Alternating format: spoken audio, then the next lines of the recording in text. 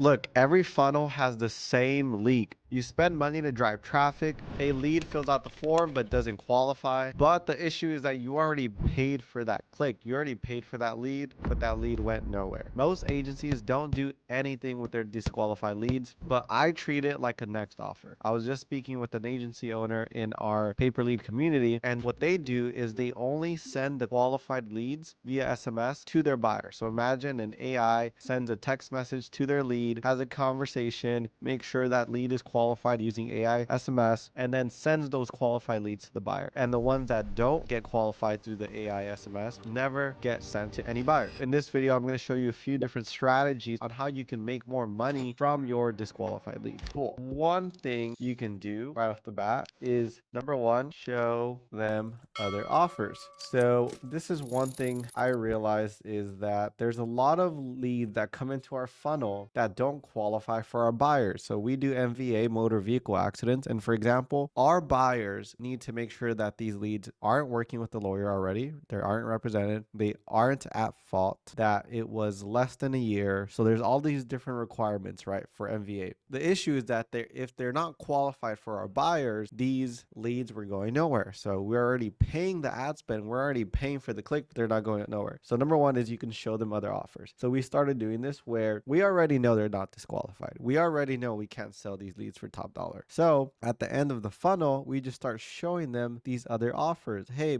any chance, do you need any immigration help? By any chance, do you need any workers' compensation? Blah, blah, blah. If they answer yes to any of these, we can actually sell them to an immigration offer or to a workers' comp offer. And at that point, we can actually make some money from those leads that were already disqualified that weren't going anywhere. So number one, show them other offers. Number two is find a buyer. So what we did is we worked with this big aggregator, right? This big aggregator company that they do tons of volume, and I don't know what this is, but just imagine there's this big aggregator company and they do tons of volume. Started it, might as well finish. 1 second. Number two is find a buyer. So we found a big aggregator who does tons of volume who would actually buy our disqualified leads, not for a lot of money, but they buy them for around $5 to $15. And it's not a lot of money, but it does pay for some ad spend, right? Because those leads weren't going anywhere. But now we're able to find a buyer who, hey, some buyers, instead of paying top dollar, they'll pay a lot less for those disqualified leads that weren't really going anywhere. This is the other option, is find someone who actually wants these leads at a discounted rate and wouldn't mind having lower quality if that means they get a tons more volume. And it might work out for them. I've talked to buyers where they told me, hey, we actually do best with the most unqualified leads. Like those leads, our sales team actually does great with. Option number two is find a buyer. Option number three is to try to intercept. And what I mean by that is if someone in our funnel answers a specific question, for example, this question here that I wasn't injured, which would disqualify those leads. Like our buyers don't want leads who are not injured for motor vehicle accident. It would disqualify these leads. If they answered they weren't injured, what we can do is we can intercept. What I mean by that is add in an additional question that asks them, hey, before we continue, did you feel any of this after your accident?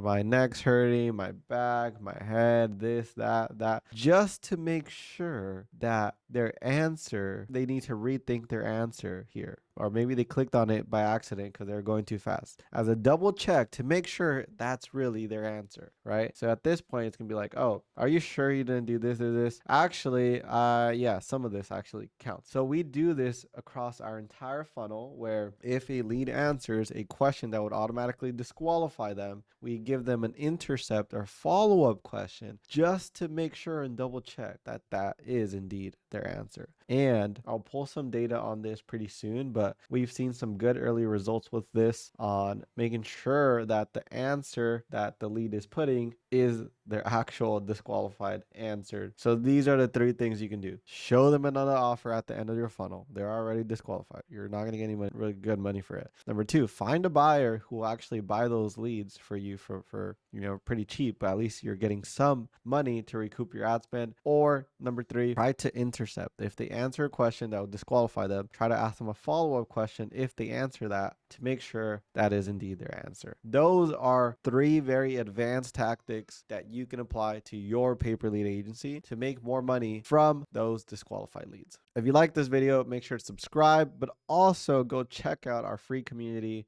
We have a free community for pay-per-lead agency owners. There's people in here collaborating. We have a bunch of different resources. Also, if you haven't checked out Lead Distro, go check out Lead Distro. It's our lead distribution software for pay-per-lead agency operators that has lead routing, lead scoring, ping post, cost tracking, client portals, everything you name it to run and scale your pay-per-lead operations.